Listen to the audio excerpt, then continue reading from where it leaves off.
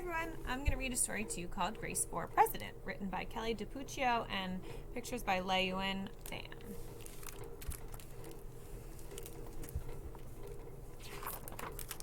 Grace for President. One Monday morning in September, Mrs. Barrington rolled out a big poster with all the president's pictures on it. Grace Campbell could not believe her eyes. Where are the girls? That is a very good question, said Miss Barrington. The truth is, our country has never had a woman president. No girl president ever? Grace asked. No, I'm afraid not, said Mrs. Barrington. Grace sat at her desk and stewed. No girls? Who had ever heard of such a crazy thing? Finally, she raised her hand. Yes, Grace. I've been thinking it over and I'd like to be president. Several students in the class laughed.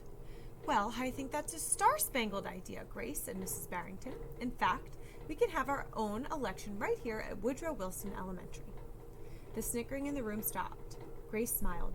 Would anyone else like to run for president? Mrs. Barrington asked the class. Nobody raised their hand. Becoming president was going to be easy, Grace thought. The next day, Mrs. Barrington made an announcement. In the name of democracy, I have invited Mr. Waller's class to join our election. Their class has nominated Thomas Cobb to be their presidential candidate. Grace's heart sank.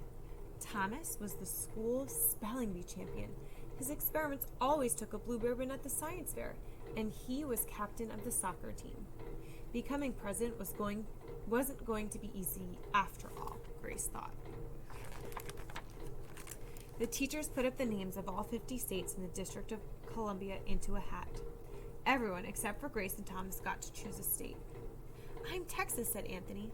I'm New Hampshire, said Rose. I'm Michigan, said Robbie. What does the number 17 mean? Each state is assigned a number of electoral votes. That number is determined by how many people live in that state, said Mrs. Barrington. Each of you will be a representative for your state. Altogether, our country has 538 electoral votes, Mr. Waller explained. On election day, the candidate who receives 270 electoral votes or more wins the election. Why 270? Asked Rose. That's more than half of all the electoral votes, Mr. Waller said. Becoming president really wasn't going to be easy, Grace thought. Grace came up with a campaign slogan. Make history and vote Grace Campbell for president. Thomas came up with his own campaign slogan. Vote for Thomas Cobb, the best man for the job. Grace listened to what issues were important to the students, and she made a list of campaign promises. A peaceful school, no bullies. A cleaner school, no littering. Better hot lunches, no more fish stick tacos. Thomas made up his own list of promises. Free tutoring, free soccer lessons, fish stick tacos every week. Grace made campaign posters and buttons. Thomas made posters and buttons too. Each week, the teachers set aside time for the candidates to meet with their constituents. Polls were taken, voters were making their choices. Voters were making their choices. Grace continued to campaign. At recess, she gave speeches. During lunch, she handed out free cupcakes, and after school, she held rallies. Meanwhile, Thomas wasn't worried. He had cleverly calculated that the boys held slightly more electoral votes than the girls. At recess, Thomas studied his spelling words. During lunch, he worked on his latest science experiment. After school, he played soccer. Even before the election, Grace made good on her promises. She joined the safety squad, she organized the school beautification committee, and she volunteered her time in the school cafeteria. In early November, Woodrow Wilson Elementary hosted a special Election Day assembly. Grace and Thomas took their places on stage as the school band began to play. Henry was the first representative to approach the microphone. The Yellowhammer State of Alabama cast its 9 electoral votes for Thomas Cobb. Fletcher said, the last frontier state of Alaska cast its 3 electoral votes for the best man for the job, Thomas Cobb.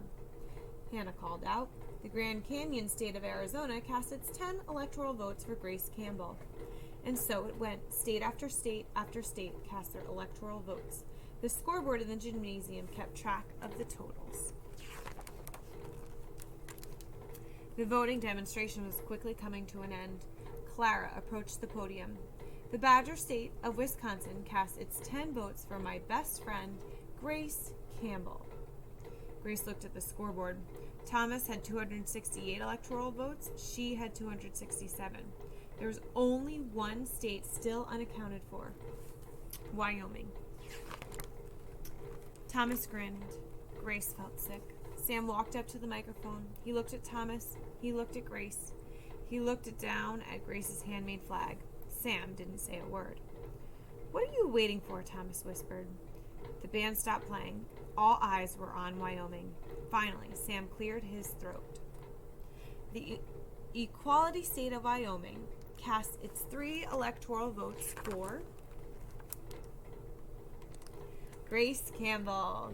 The gymnasium erupted in loud cheers and a few boos. Mrs. Barrington approached the podium. With 270 electoral votes, the winner is Grace Campbell. Thomas looked stunned. Grace hugged Sam. "Why did you do it?" she asked. Sam handed Grace's flag. "Because," he said, "I thought you were the best person for the job." The following week, the students in Mrs. Barrington's class were preparing for their career day presentations. Grace volunteered to go first. She stood at the front of the room and glanced at the poster still hanging on the wall. "My name is Grace Campbell, and when I grow up, I'm going to be President of the United States." This time, everyone believed that she would.